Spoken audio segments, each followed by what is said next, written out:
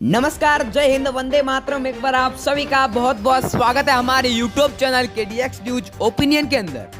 वहीं आप अभी तक हमारे चैनल पर नए हैं तो चैनल को लाल बटन दबा के सब्सक्राइब एवं वीडियो को ज्यादा से ज्यादा शेयर जरूर करें। वहीं आपकी छत्र से हमारी वीडियो को देख रहे हैं कमेंट बॉक्स में जरूर बताएं। वहीं दोस्तों, कनाडा विधानसभा चुनाव 2023 का बिल्कुल बच चुका है। वहीं 2018 की बात करें तो 2024 में बीजेपी को 104 सीट, कांग्रेस को 78 सीट, जेडीएस को 38 सीट और अदर पार्टी को 2 सीटों का आकलन बताया जा रहा था। क्या इस बार भी बीजेपी अपना झंडा गाड़ पाएगी? क्या कांग्रेस बीजेपी की हाथों से सत्ता छीन लेगी? वहीं दोस्तों, 28 मई 2023 को पिछली बार यानी कि बीजेपी का कार्यकाल समाप्त होगा। वहीं 2018 में जो चुनाव हुए थे उनके नतीजे भी बीजेपी के रूप में थे, लेकिन अब की बार भारत जोड़ो यात्रा में कर्नाटक के कई बड़े कांग्रेस नेताओं ने वहां पर ज्वाइन हुए और बीजेपी पार्टी के इस्तीफा दे दिया है। वहीं दोस्तों, बात करें सर्वप्रथम सीट यादगिरी की तो यहाँ पर कुल 4 सीटें, तो 4 में से 2 कांग्रेस पार्टी को, 2 बीजेपी पार्टी को, जीडीएस पार्टी को 0 सीट और अदर पार्टी को 0 सीटों का आकलन होता दिखाई दे रहा है। वहीं दोस्तों, रामनगर की कुल 4 सीटों पे बात करें तो 4 की 4 बीजेपी पार्टी को प्राप्त हुई है, कांग्रेस पार्टी को 0 सीट, जेडीएस पार्टी को 0 सीट और अदर पार्टी को भी 0 सीटों का आकलन होता दिखाई दे रहा है।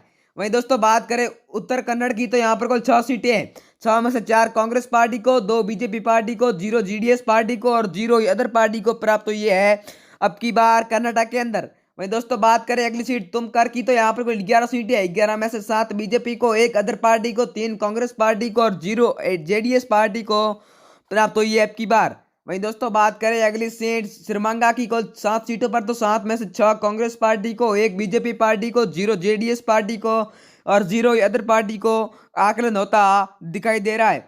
वहीं दोस्तों, बात करें अगली सीट रायचूर की कुल 14 सीटों पर तो यहाँ पर 7 कांग्रेस पार्टी को, 6 बीजेपी पार्टी को, 1 जेडीएस पार्टी को और 1 अदर पार्टी को प्राप्त होती नजर आ रही है अब की बार 2023 विधानसभा चुनाव के अंदर। वहीं दोस्तों, मैसूर की कुल 18 सीटों पे बात करें तो 18 में से 12 कांग्रेस पार्टी को, 6 बीजेपी को, 0 अदर पार्टी को और 0 जेडीएस पार्टी को प्राप्त हुई अब की बार रिपब्लिक भारत सर्वे के अनुसार। वहीं दोस्तों, कोपल की कुल 5 सीटों पे बात करें तो 3 कांग्रेस को, 2 बीजेपी को, 0 अदर पार्टी को और 0 ही जेडीएस पार्टी को मिलती हुई नजर आ रही है और अब की बार कांग्रेस को मिला बड़ा ही बहुमत। वहीं दोस्तों, बात करें अगली सीट कोलार की कुल 8 सीटों पर तो यहाँ पर 5 कांग्रेस पार्टी को, 3 बीजेपी पार्टी को, 0 जेडीएस पार्टी को और 0 अदर पार्टी को प्राप्त हुई है अब की बार। वहीं दोस्तों, बात करें अगली सीट हवेरी की कुल 6 सीटों पर तो यहाँ पर 5 कांग्रेस पार्टी को, 1 बीजेपी को, 0 अदर पार्टी को और 0 एक जेडीएस पार्टी को प्राप्त हुई अब की बार आज तक सर्वे के अनुसार। वहीं दोस्तों, बात करें अगली सीट गुलबंगा की कुल 12 सीटों पर तो यहाँ पर 7 कांग्रेस को, 4 बीजेपी को, 1 जेडीएस को और 0 अदर पार्टी को प्राप्त हुई है रिपब्लिक आज तक और एबीपी न्यूज सर्वे के अनुसार। मिलते हैं अगली सीट गदक की कुल 4 सीटें पर तो यहाँ पर 3 कांग्रेस को, 1 बीजेपी को, 0 जेडीएस को और 0 अदर पार्टी को प्राप्त हुई है अब की बार रिपब्लिक भारत सर्वे के अनुसार। बात करें अगली सीट धाकाड़ की कुल 4 सीटों पर तो यहाँ पर 3 कांग्रेस को, 1 जेडीएस को, 0 बीजेपी को और 0 अदर पार्टी को प्राप्त हुई है अब की बार Republic Bharat KDX news SPT king survey के अनुसार।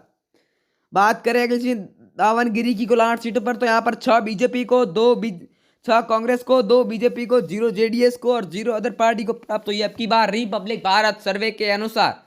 वहीं दोस्तों, बात करें अगली सीट दक्षिणी कन्नड़ की तो यहाँ पर कुल 8 सीटें हैं। 8 में से 5 बीजेपी कांग्रेस पार्टी को, 2 बीजेपी को, 1 जेडीएस पार्टी को और 0 अदर पार्टी को प्राप्त हुई है अब की बार।